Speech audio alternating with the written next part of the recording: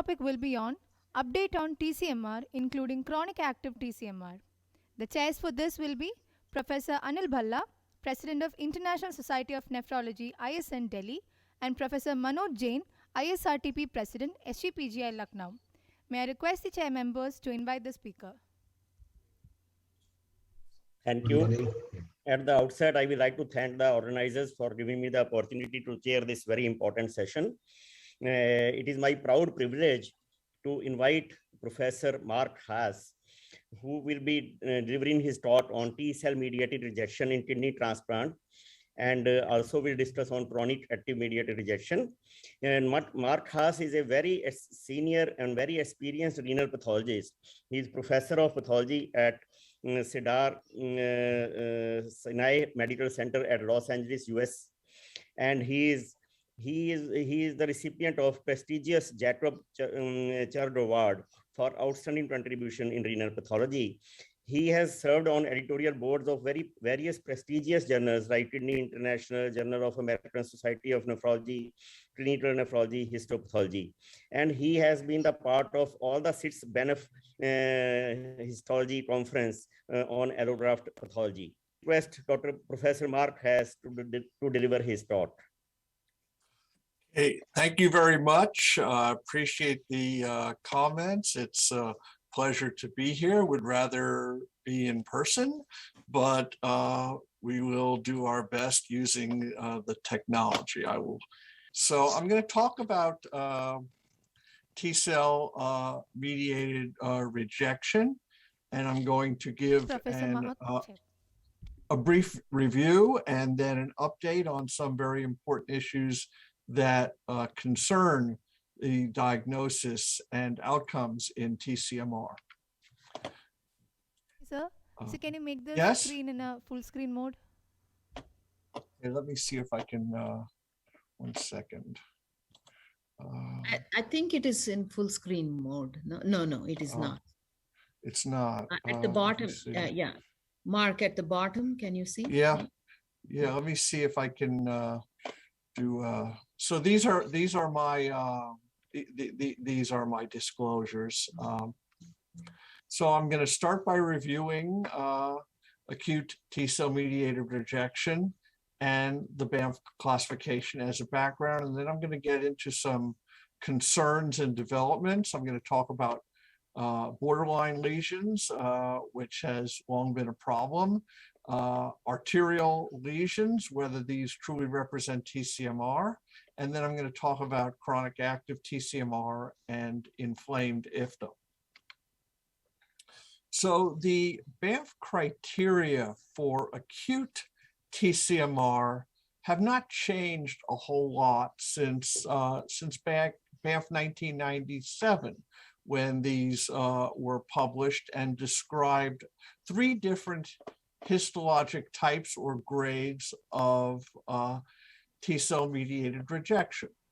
Grade 1 characterized by interstitial inflammation and tubulitis above certain thresholds. If there had to be at least 25% of the non-sclerotic cortex that was inflamed, with tubulitis of a minimum of 5 lymphocytes per tubular cross-section. If there were 5 to 10 lymphocytes, it was a grade 1A. More than 10 lymphocytes in the most severely involved cross-section, a 1B. Grade 2 T-cell mediated rejection was characterized by arterial lesions, specifically intimal arteritis or endarteritis, infiltration of leukocytes directly beneath the arterial endothelium, and it had to be arteries, not arterioles or veins. If this was mild to moderate, this was a grade 2A. And if there was occlusion of more than 25% of the luminal area by the inflammatory response, grade 2B. And if there was transmural arteritis or fibrinoid necrosis, grade 3. If there was interstitial inflammation and tubulitis, involving, at least 10% of the cortical tissue, but with fewer than 5 lymphocytes in the most severely involved cross-section, or if there was inflammation between 10 and 25% of the cortex with tubulitis, these were referred to as borderline or suspicious changes, and these will be discussed in much more detail later. Now, do these Banff grades have clinical significance? Do they impact responses to steroids and graft outcomes, or are they just convenient pathologic categories? I'm going to show you two fairly early studies. This is a study that was done in Memphis, Tennessee, looking at the response to steroids, either a complete response, partial response, or no response. And they found excellent responses in Banff grade 1 and borderline lesions, not quite as good in grade 2, and quite poor responses with grade 3 rejections. This is a study from Parmjit Randhawa's group in Pittsburgh that was published, unfortunately, in the American Journal of Surgical Pathology. So it was, not as widely quoted and read by the transplant community as it should have been, but they looked at graft loss stratified by histopathologic category, T1 tubulitis, meaning borderline, 1A, 1B, 2A, 2B, and grade 3. And again, as in the previous study, outcomes were quite good with 1A rejections and borderlines. Significantly worse, though, with grade 1B cell-mediated rejections, and then increasing severity of intimal arteritis was associated with worse outcomes as well. Now, these numbers with intimal arteritis are probably a little bit high because, as we'll see a little bit later, some of these vascular lesions may represent mixed cell-mediated and antibody-mediated rejection rather than pure TCMR, and did not respond to treatment for TCMR. So I'm now going to talk about some issues with the classification, and I'm going to start with borderline lesions. Borderline lesions have been a bit of a problem within Banff almost since its inception. And the criteria for borderline lesions have actually changed over time. In the 1997 consensus, which I showed you, that required foci of mild tubulitis as well as recording in progress. Level of graft survival was intermediate between grade 1 TCMR and no rejection. Similar findings were shown from a group in Quebec City, again showing that there was no significant difference between isolated tubulitis and no rejection, and that borderline lesions using the I1T1 threshold were intermediate between no rejection and 1A TCMR. Still, even using this higher 1997 threshold, there's considerable evidence out there that not all borderline lesions probably represent T-cell mediated rejection. This is a study of Shane Meehan that was done at the University of Chicago, and it was based on the following assumption. And the assumption was that if borderline lesions represented T-cell mediated rejection, and you diagnosed untreated, and you diagnosed a borderline lesion on an indication biopsy and did not treat the patient for TCMR, then this patient should ultimately go on and develop TCMR grade 1A or greater. But it was found actually that of 65 patients with these untreated borderline lesions, only 28% actually went on to develop biopsy-proven TCMR. And even in those patients with persistently elevated serum creatinine, only about half developed actual diagnostic TCMR, suggesting that a fair number of these borderline lesions, and in fact, the majority of these borderline lesions likely did not represent TCMR that was potentially injurious to the graft. The Halloran group in Edmonton arrived at very similar findings, but spending a whole lot more money.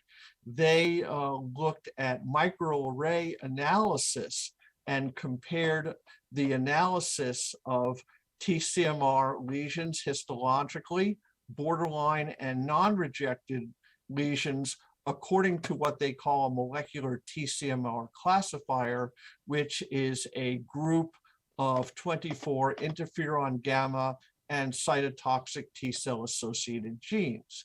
And they found that, again, only about 30% of their borderline lesions, when analyzed using this molecular method, in fact, showed molecular characteristics of TCMR. About 70% did not, and showed molecular diagnosis of no rejection.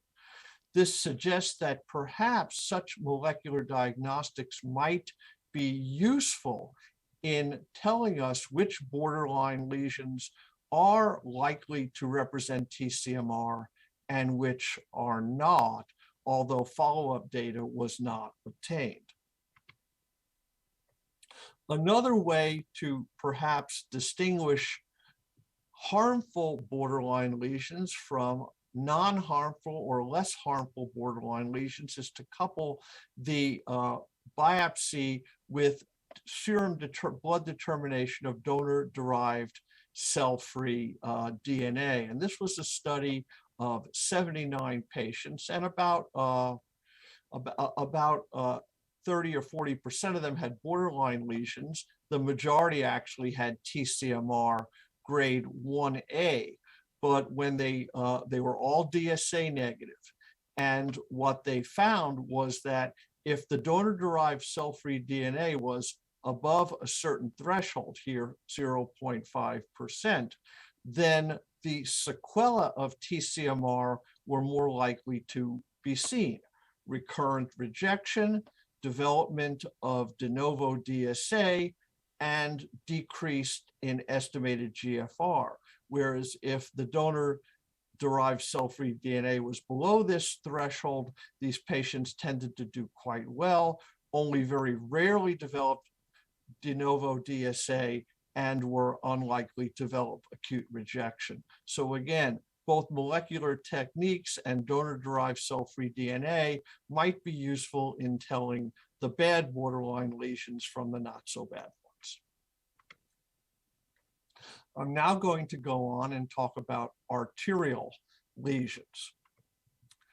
Arterial lesions, specifically intimal arteritis or endarteritis, characterized by infiltration of mononuclear leukocytes directly beneath the endothelium of arteries, have been part of the Banff classification since its inception, and since 1997 have been used to diagnose grade 2 cell-mediated rejection. This is a grade 2A with preservation of most of the luminal area. With greater occlusion of the lumen, this would be grade 2B. However, if intimal arteritis was in fact always a lesion of pure T-cell mediated rejection, one might expect that these lesions would show a reasonably good response to treatment for cell-mediated rejection. And this was a study that we did now almost 20 years ago, where we looked at in excess of 100 cases of grade 2 cell-mediated rejections and the response to anti-rejection therapy.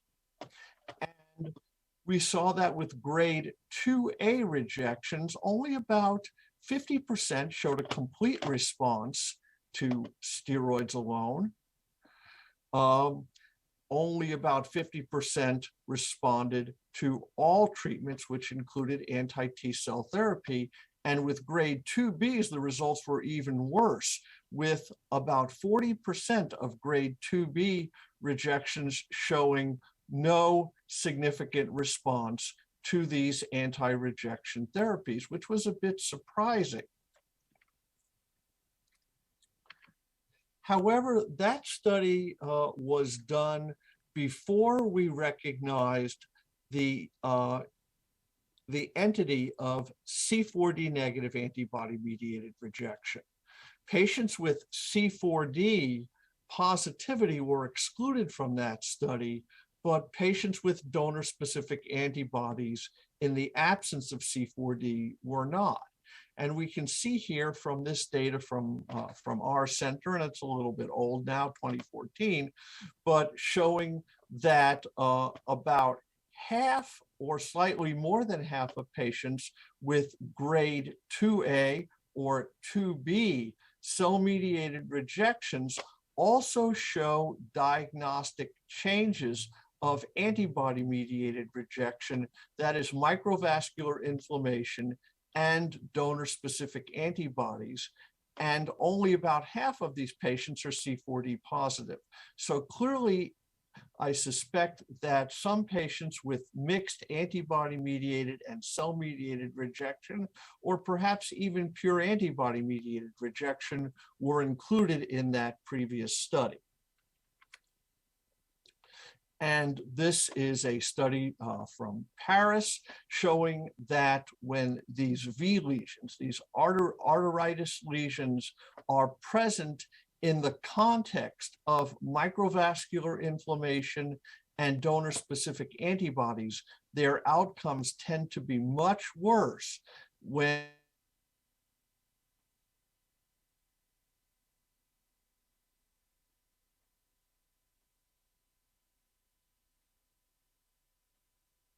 of T-cell mediated rejection. So if endarteritis or intimal arteritis can be a manifestation of antibody-mediated rejection or T-cell mediated rejection, or perhaps both, how can we tell these apart? Or is there really no way? Well, this is a nice study from the Halloran group in, again, using their molecular diagnostics, their T-cell rejection classifier and their antibody-mediated rejection classifier to look at these different V lesions, 49 vascular lesions. Most of them were V1s, 11 of them were V2, and only 2 were V3. And when the vascular lesions were present concurrently with enough interstitial inflammation and tubulitis to qualify the tubular interstitial lesion to be at least a BAMF1A cell-mediated rejection, which they called ITV lesions, the vast majority of these were molecularly positive for T-cell mediated rejection, and only a modest fraction were positive by the molecular antibody-mediated rejection score. So most ITV lesions are either pure TCMR with a few mixed rejections thrown in. On the other hand, when they looked at so-called isolated V lesions, that is V1 or V2 lesions in which there was not enough tubulointerstitial inflammation to qualify for a BAMF1A on its own, only a quarter of these showed molecular TCMR, and about half of them molecular ABMR, and some no rejection at all. So isolated V lesions tend to be unlike the ITV lesions, which are mainly TCMR, isolated V lesions are a mixed bag. Some are TCMR, some are ABMR, some are mixed, some are neither. And here they're looking at their isolated V lesions and breaking these down. And when it was really a true isolated V, that is no inflammation and no tubulitis, these were mainly ABMR. When there was some interstitial inflammation and tubulitis, but not enough to make the grade for a 1A, so say a borderline, about half of them were TCMR, half were ABMR. Late isolated V lesions also tended to be ABMR and were donor-specific antibody positive. So their conclusion is that most ITV lesions, when you see vascular lesions, intimal arteritis in the presence of interstitial inflammation and tubulitis, most of these are either pure TCMR or mixed rejection.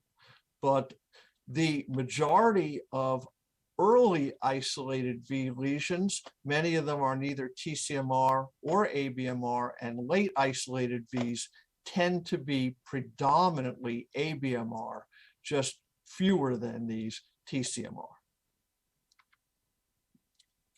And finally, I'm going to discuss the issue of chronic active TCMR and interstitial inflammation in areas of interstitial fibrosis and tubular atrophy, or so-called IIFTA.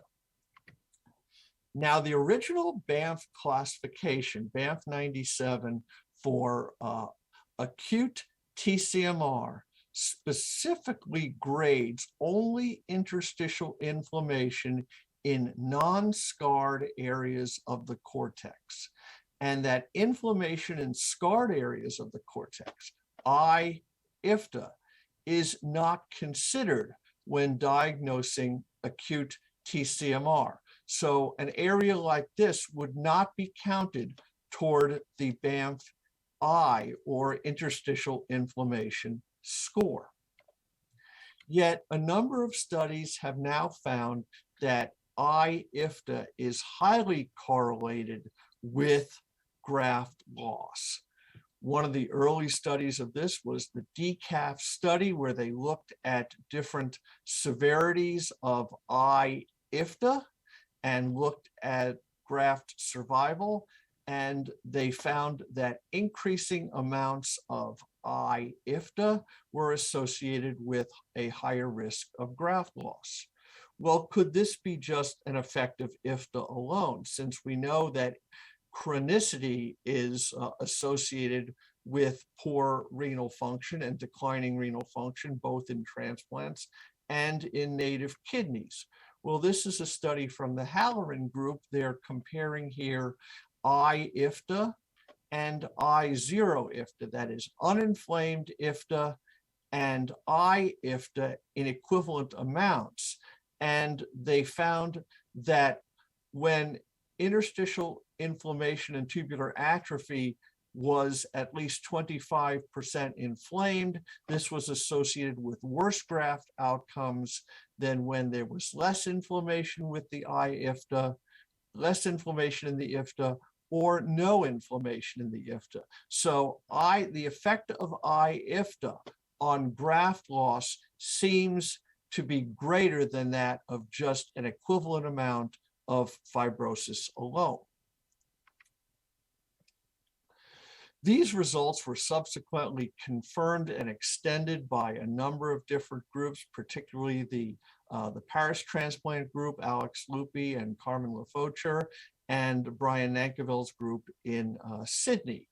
And what the Paris group here is, they looked at 1 year protocol biopsies, and they looked at the effect of the presence of IIFTA on these biopsies and whether there was inflammation in more than 50%, 25 to 50%, less than 25%, or none of the IFTA was inflamed. And they found that if at least 25% of the interstitial fibrosis and tubular atrophy was inflamed, this was associated with worse graft survival than uninflamed IFTA.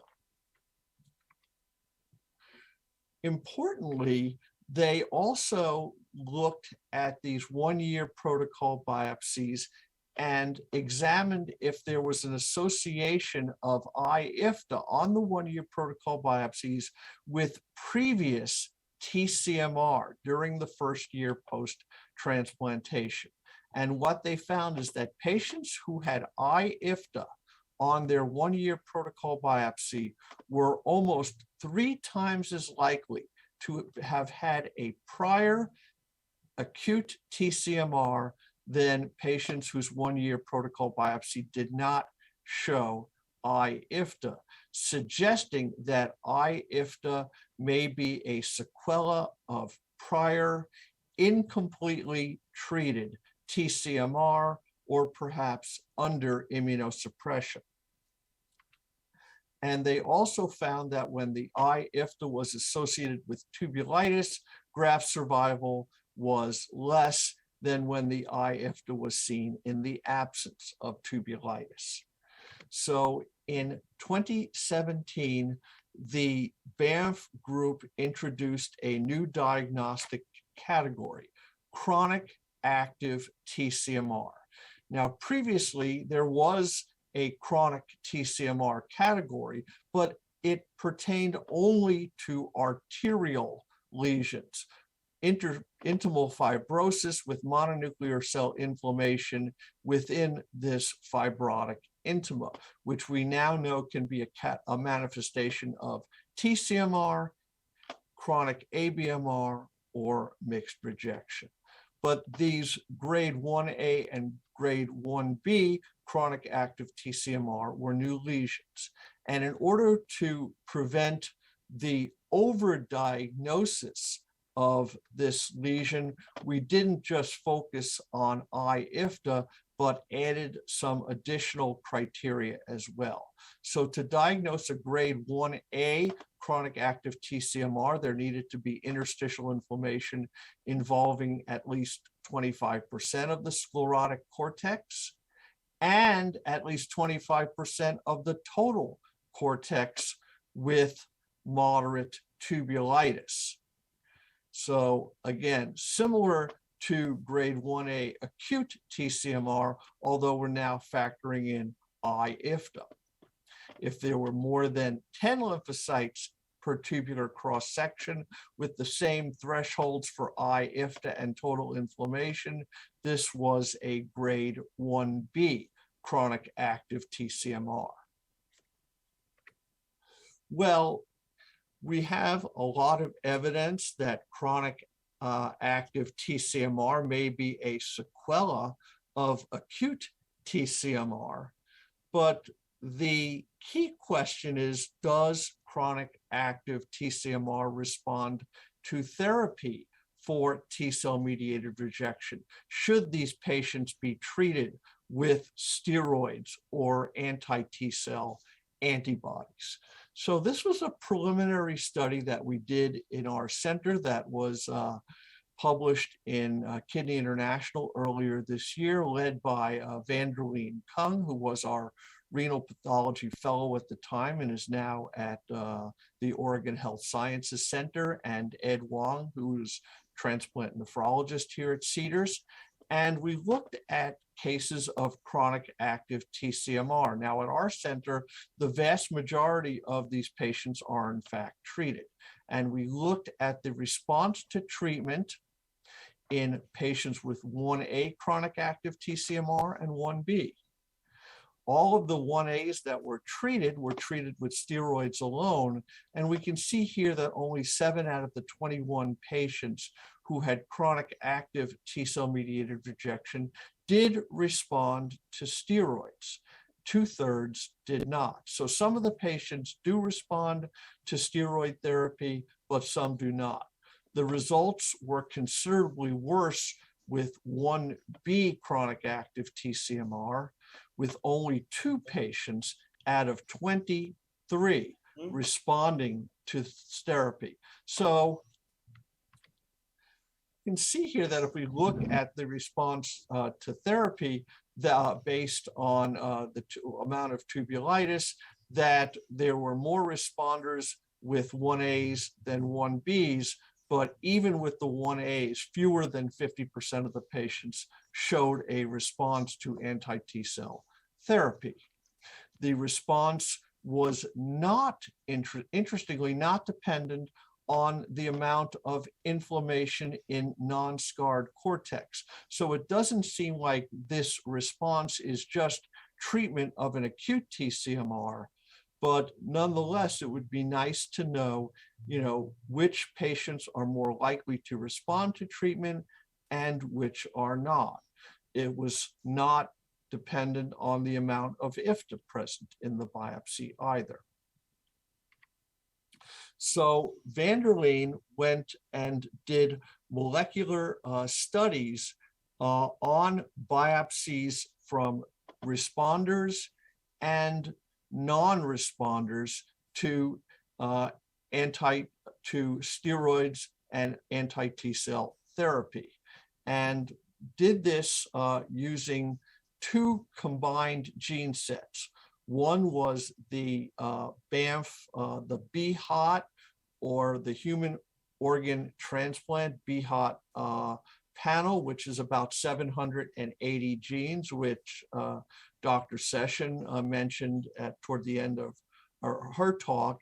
And then she also added in some additional genes that were related to fibrosis. And this was done on formalin-fixed paraffin-embedded tissue from the same blocks from which the biopsies were taken.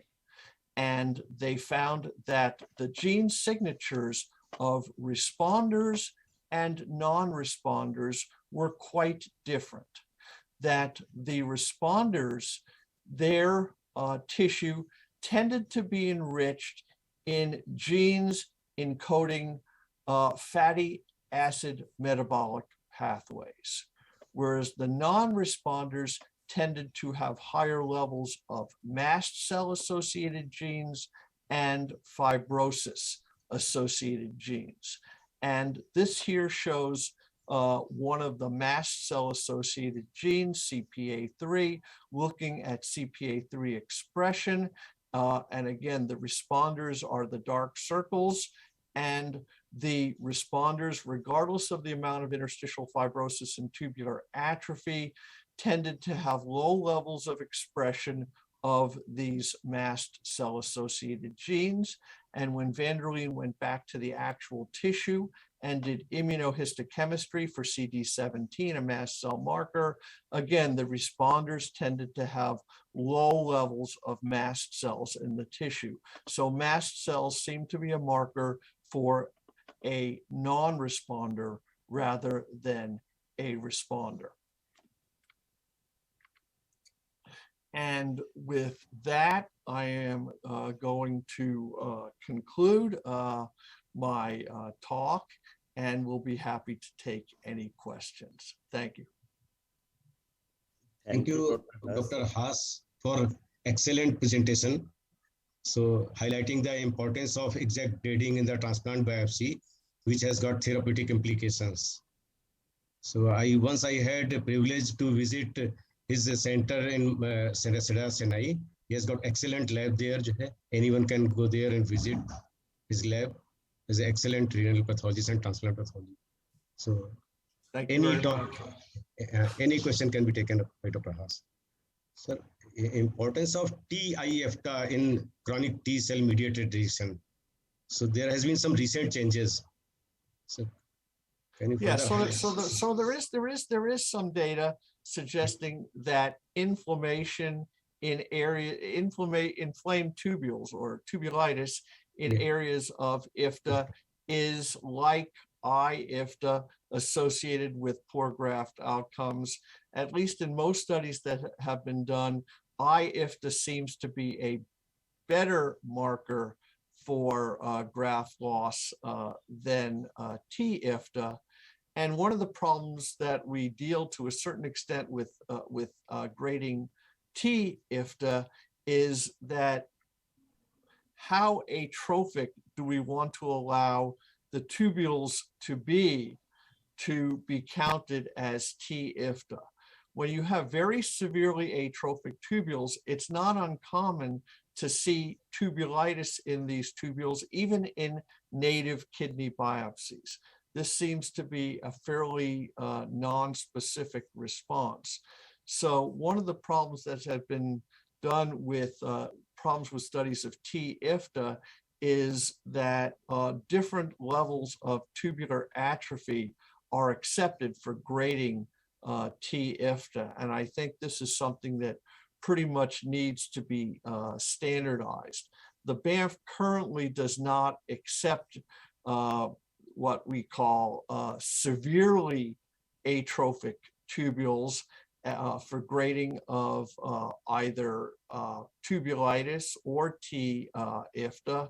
But, again, this, one person's severely atrophic tubule might be another person's moderately atrophic tubule. We describe the characteristics of severely atrophic tubules in terms of their size, the thickening, the wrinkling of the tubular basement membranes, but there's no real kind of semi-quantitative measure to determine what is a moderately versus a severely atrophic tubule. So that's one of the problems with T-IFTA. So there is some discussion that less than 25% diameter of the tubule is taken as severe tubulitis. And another term, vanishing tubulitis, was being used in earlier band classification. Where is now this put vanishing tubulitis? That was just the tubules are merging with the background and showing interstitial inflammation. Yeah, well, I mean, over time, what happens is atrophic tubules tend to be resorbed. And damage to the tubules, the BANF does include damage to the tubules specifically as part of the tubulitis process, so that if you have a tubule in an inflamed area in which there is frank disruption of the tubular basement membrane, this is actually counted as a T3 lesion.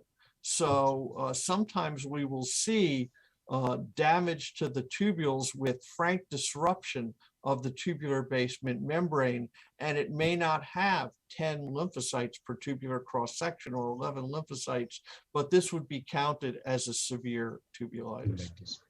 Yeah. Thank you, sir. Any more question?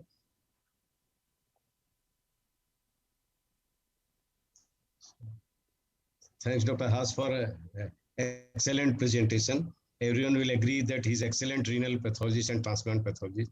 His big name in IgA nephropathy. So, thank you, Dr. Haas. Well, thank you very much. Thanks for inviting me. It was a pleasure, and hopefully I'll see some of you in person in the not too distant future. Thank you very much. Thank you. Bye-bye. Thank you, Professor Haas.